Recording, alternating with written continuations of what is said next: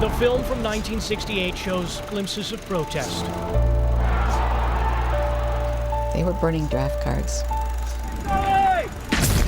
Demonstrations surrounding the war in Vietnam, and on November 21st of that year, President Lyndon Johnson was in the White House.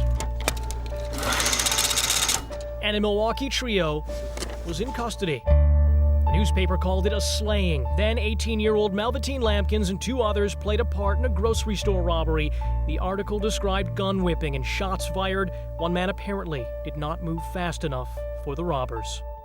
Took a sawed-off shotgun and shot him in the chest. Who shoots a 78-year-old man in a grocery store? It was point-blank range. He put the shotgun right to his chest and pulled the trigger. 78-year-old John Adornato was shopping with his wife. He was a gentle soul. He was a lover of people.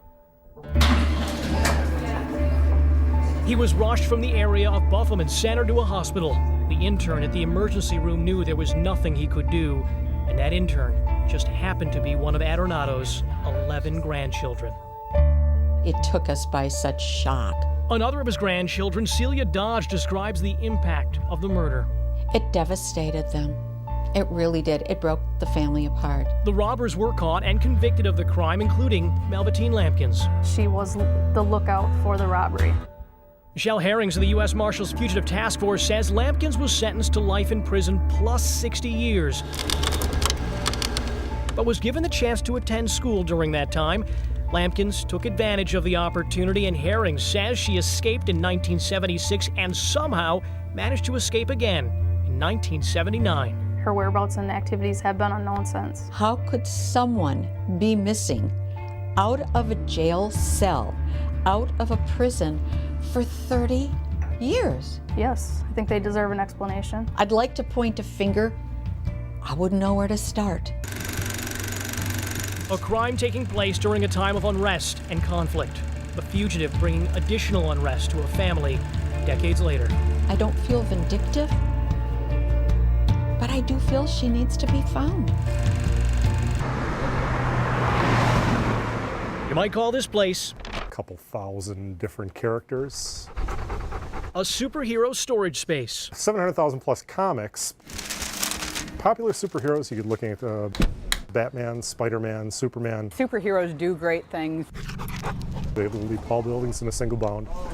He flies off of the back porch. Faster than a speeding bullet, more powerful than a locomotive. He's always been a superhero to us. With a quick change, this 4-year-old golden retriever goes from canine to Caped Crusader, a purebred blur of gold, a flash of fur you won't find at any comic book stores. Come. Though you might say he was born to wear a costume. The Comet Dog actually is his full name on his birth certificate. Like every good superhero, the Comet Dog has an important origin story. It really is a story about anybody who's missing someone they love. It's a universal truth. Missing someone is hard. Come. Comet's owner, Bill McGinnis, was looking for a way to deal with life while his long-term girlfriend, Juliana Olson, was in Iraq working as a nurse practitioner. Certainly never had anybody depart my life through the military. Balad, Iraq is the hub of all ill and injured transport. The long hours, the dangerous conditions. And it's my responsibility to not only receive them, stabilize them, but then also prep them for flight. Her efforts help save lives, but never enough. Olson recalls one case where a military canine died. But he defended his owner, his handler, and lost his life as a four-legged veteran and saved the life of his owner.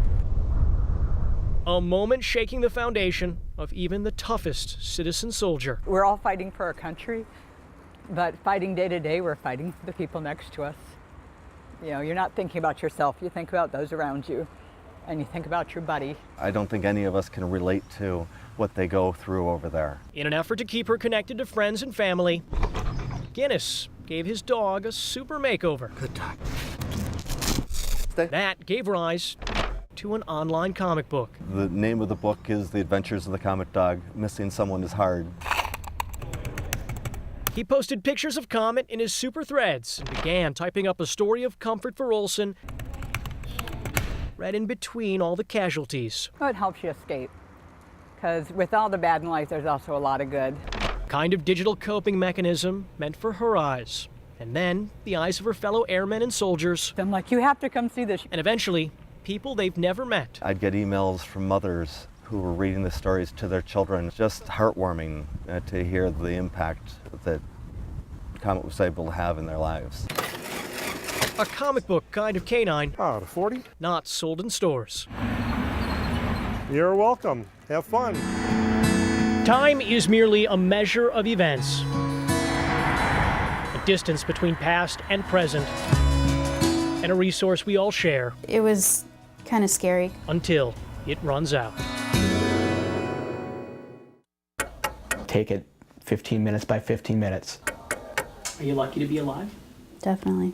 Tracy Gerber's time was nearly taken away back on October 14th. Near the place she and her husband play Monopoly, Can you make me a car? an internal struggle Or a battleship? for survival played out. My husband Jeff had called. He said, I'm on the floor. What are you doing there? And I said, I don't know what I'm doing on the floor. And she was talking a little off. I'm like, are you drunk? And I said, I wish I was drunk, then I'd have a reason to be on the floor. And she had no perception anything was wrong with her. Her husband Jeff came home to find his once healthy wife immobilized on the carpet. She's moving one leg and not the other. I'm like, you're not okay. My husband had called 911. Hours passed between the time Gerber was on the floor and the moment she arrived at Waukesha Memorial Hospital. Was abruptly terminated right there. Tests and images revealed Tracy was having a stroke. A blood clot was choking off the oxygen to her brain, Yeah, threatening her very life. it was definitely some of the worst news you ever received. You could probably not walk again. Tracy was only 35. They tell me it's pretty rare. Time is the essence.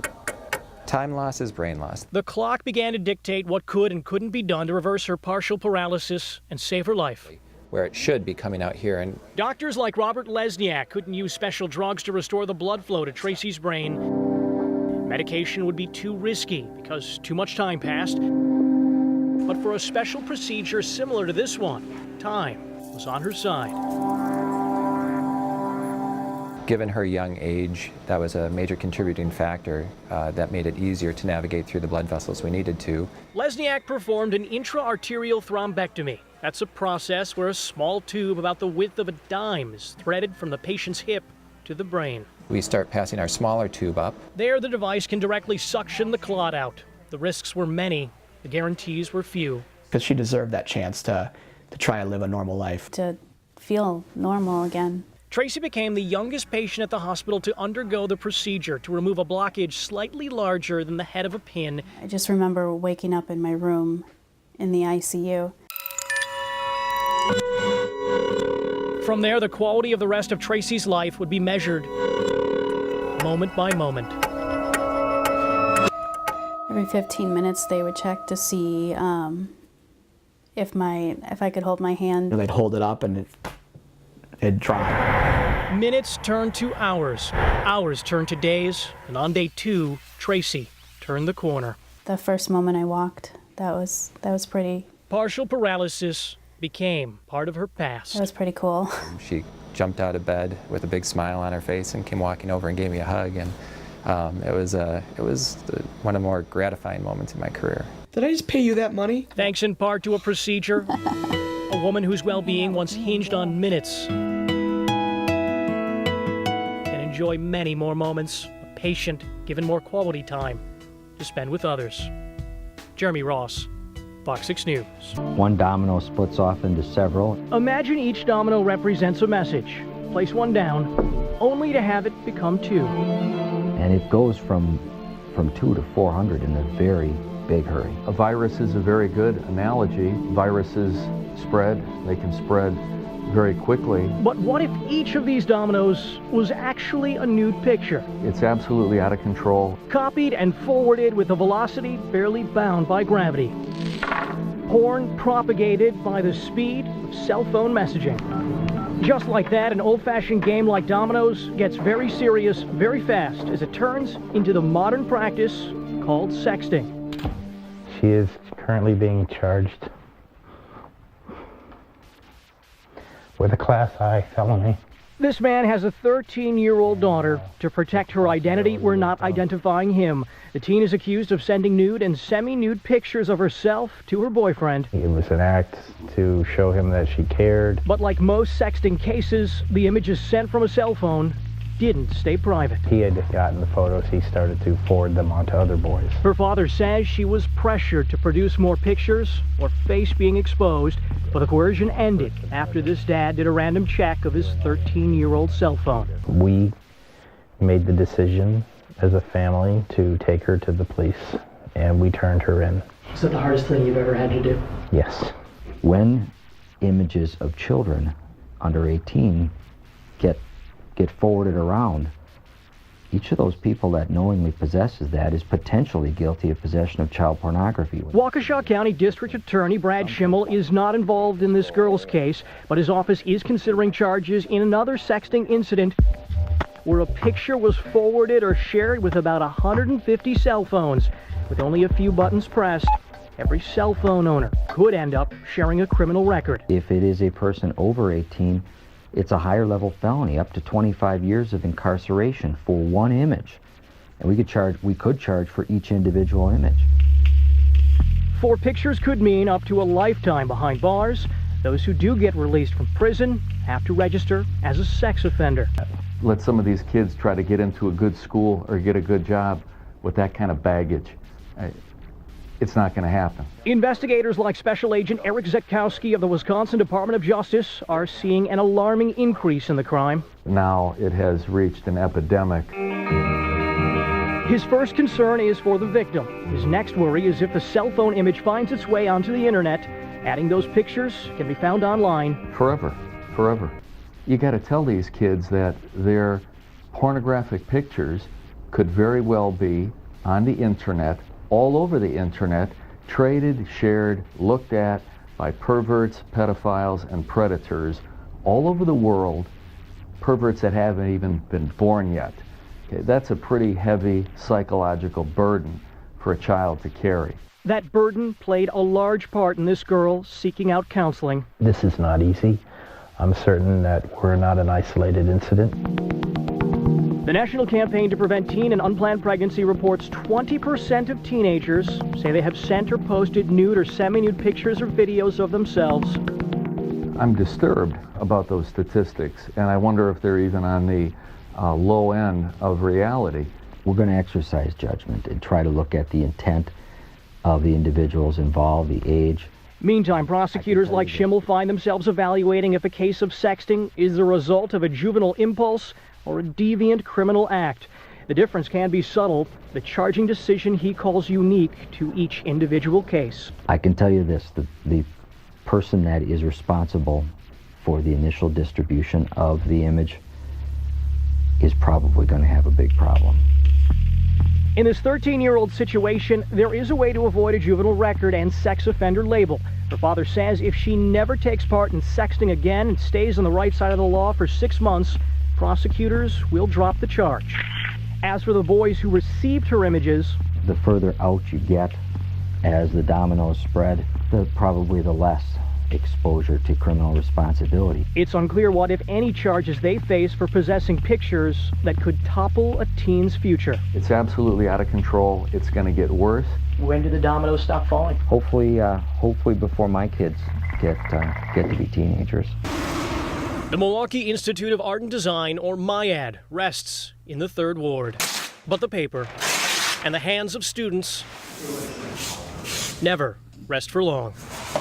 Between a dust storm of chalk and charcoal, Like a cool color, students develop their eyes, and each side is distinct too. their ability to see and visually express bold and brilliant detail. Which way do they move?